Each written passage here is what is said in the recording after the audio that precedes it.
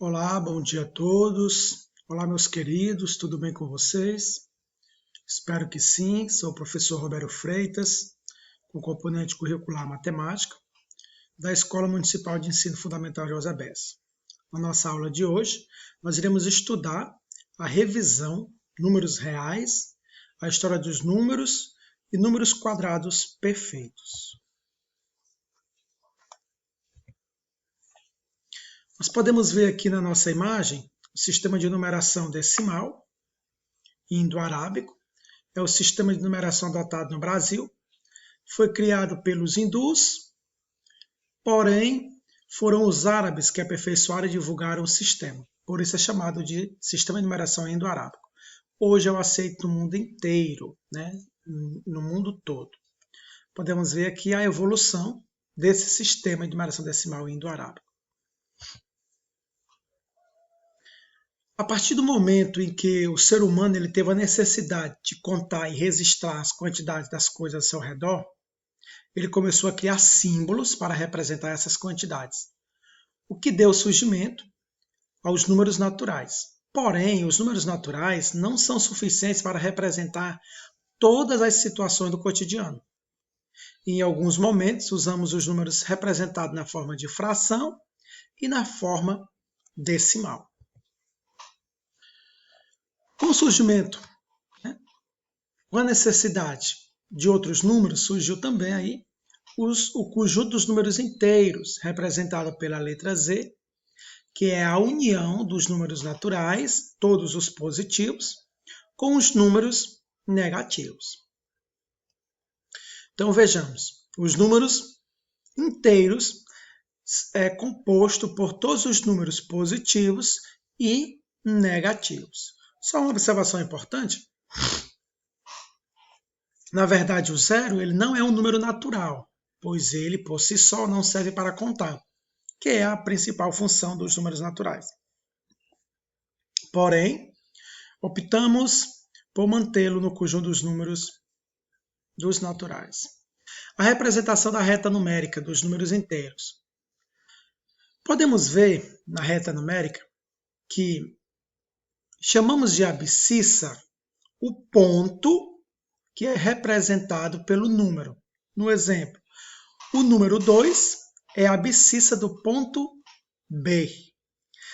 Vejamos que nessa reta numérica, a representação dos números inteiros é representada pelo sentido positivo e negativo.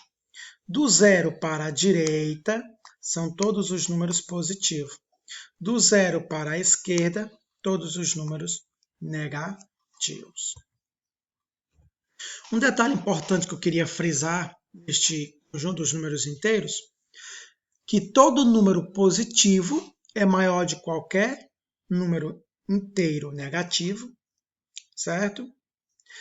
Nos negativos, quanto mais próximo do zero, maior. Então, por exemplo, menos 3 e menos 1. Quem é o maior?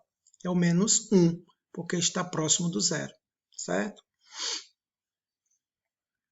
E também nos inteiros negativos, quanto mais distante do zero, menor. Então, eu posso chegar à conclusão que o número que está à esquerda ele é menor.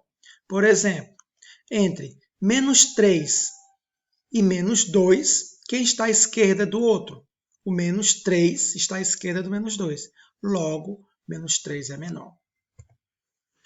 O conjunto dos números racionais é formado por todos os números que podem ser escritos na forma de fração e é representado pela letra Q.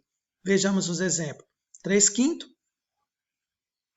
negativo, ou menos 3/5, 3 dividido por 5 vai dar 0,6. Então nós percebemos aqui que os números racionais, eles podem se apresentar na forma de fração ou na forma de decimal.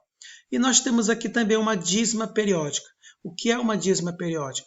É um número que, após a casa decimal, há uma repetição de números iguais, o período.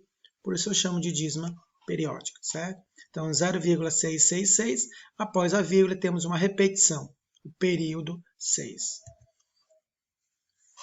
Aqui no nosso nosso diagrama, vamos compreender que os números naturais e os números inteiros estão contidos em racionais. Outras palavras, todo número natural ele é inteiro e todo número inteiro ele é racional. Então, eu concluo dizendo que o conjunto dos naturais está contido no conjunto dos números inteiros, que o conjunto dos números inteiros está contido no conjunto dos racionais. Em outras palavras bem simples, todo número natural é inteiro e todo número inteiro é racional.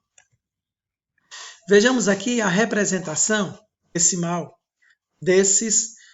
Definimos assim uma fração decimal como sendo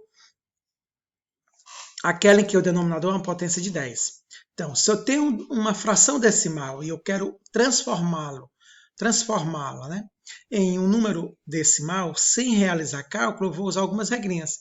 Se o denominador for 10, um zero após a casa decimal, certo? Uma casa decimal após a vírgula. Se o denominador for 100, duas casas decimais após a vírgula. Se o denominador for 1000, 3 casas decimais após a vírgula. Então, veja um exemplo aqui para a gente compreender. 23 décimos.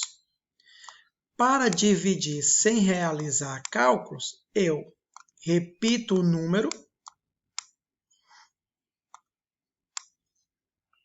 e coloco uma vírgula, uma casa decimal após a vírgula, porque o denominador é 10. Se fosse 100, seria 2 casas. Se fosse 1000, seria 3 casas.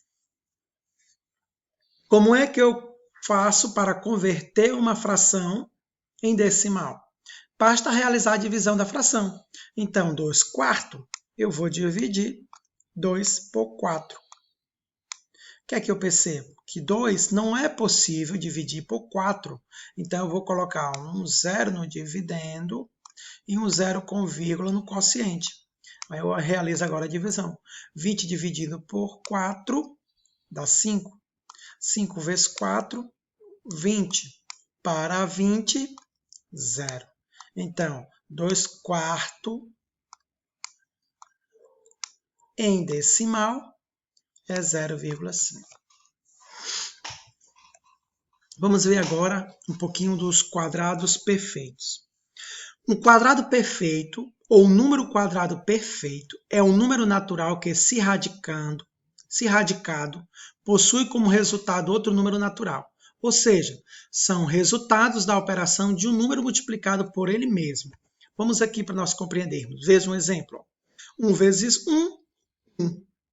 2 vezes 2, 4. 3 vezes 3, 9. 4 vezes 4, 16. Então, eu percebo que, se para mim descobrir qual desses números é um quadrado perfeito, basta eu multiplicar um número natural por ele mesmo que vai dar o radicando. No caso aqui, 1, 4, 9 e 16 são quadrados perfeitos. A forma do quadrado perfeito é representada por n vezes n, ou n ao quadrado igual a a. Desse modo, n é um número natural e a é um número quadrado perfeito, né? Então, se eu colocar na raiz, 4 é igual a 2. Não é isso?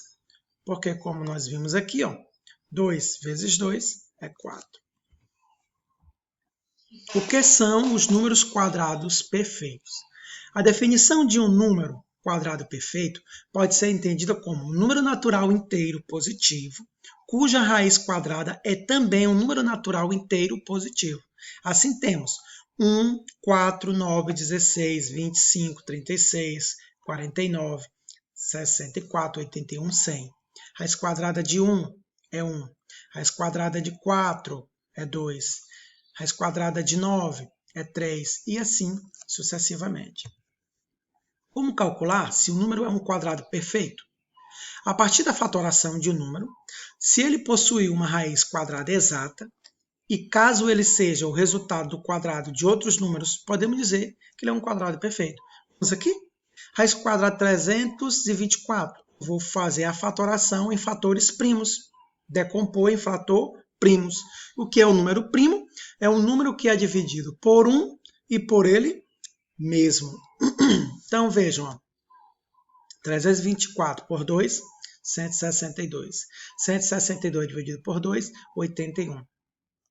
81 dividido por 2 não é possível, então vai por 3, dá 27. 27 por 3, 9. 9 dividido por 3, 3. 3 por 3, 1. Eu perceba que o expoente que fica dentro do índice desse Vzinho aqui, ó, que eu estou mostrando, é 2. Então, eu estou agrupando de 2 em 2. Ó. 2 ao quadrado, então 2 elevado a 2. O 3, duas vezes, 3 elevado a 2. Mais 2, 3. 3 elevado a 2. Colocando na raiz, ó, a fatoração, eu corto. Por que que eu corto? Porque aqui dentro tem um 2. Aí eu faço, ó, a divisão. 2 dividido por 2 vai dar 1.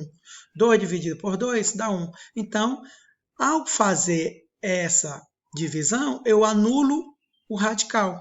Fica só os valores que estavam dentro. Então, multiplico. 2 vezes 3, 6. 6 vezes 3, 18. Logo, 18 é a raiz quadrada de 324. Logo, 324 é um número quadrado perfeito. Outra maneira é eu fazer a fatoração e se quando eu faço a fatoração, se os números que ficam no expoente for todos pares, ele é um número quadrado perfeito. Vamos mais um exemplo aqui, ó. Por exemplo, 72. Vamos descobrir se ele é um número quadrado perfeito. Eu vou dividir. 72 dividido por 2 dá 36. Ainda dá para dividir por 2. 36. Deixa eu ajeitar aqui. Eu escrevi 32. 36. 36 dividido por 2 dá 18. 18 ainda dá para dividir por 2, não é isso? Dá sim. Então, 18 dividido por 2 dá 9. 9 não dá para dividir por 2, mas dá por 3. 9 dividido por 3 dá 3. E 3 por 3 dá 1. Pronto. Finalizei a minha fatoração. Então, como foi que ficou aqui? O número 2, ele se repete 3 vezes. Ó.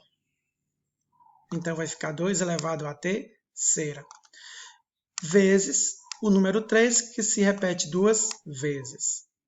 Então, ao observar isso aqui, ó, eu percebo que 72 ele não é um número quadrado perfeito. Por quê?